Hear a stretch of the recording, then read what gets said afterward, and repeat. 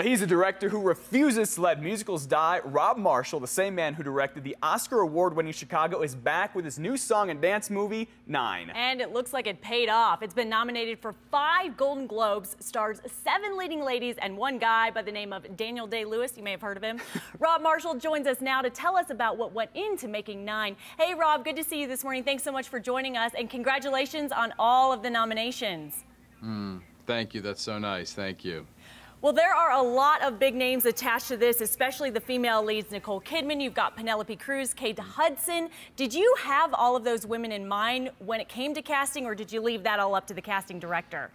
Well, you know, you sort of begin casting, and one by one we assembled this amazing cast. I mean, I still can't believe we have the cast we have. You know, I had to pinch myself every day that I was working with them. And you know, one of the joys of this film was working with this unbelievable cast. I mean, every single member of the cast could literally hold a film on their own. To have them all together was a dream.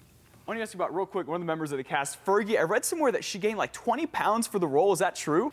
She did. She did. I mean, you know, everybody had their challenges. Most of them were learning to sing and dance for this film. She obviously can sing and dance, so she was really working as an actor, wanting to really approach this as an actor. And so she put on 20 pounds to play this woman, this Italian woman, this whore, actually, from, if you can say that, on the beach in Italy in the 20s. She wanted to be a fleshy woman, and she was extraordinary because she really dove in. I mean, literally like an animal. She was amazing. But she still looks gorgeous with the curves. Yeah, absolutely. Well, the whole concept of the movie, Rob, very much a throwback to the 1960s Italian cinema, and a lot of critics are saying La Dolce Vita. Do you think that it's very similar to that, one of the biggest Italian movies of all time? Yeah, I mean, one of the joys of working on this was setting it in the 60s, at that time that was so prolific for Italian cinema. So you feel that it's a tribute to that, an homage to that.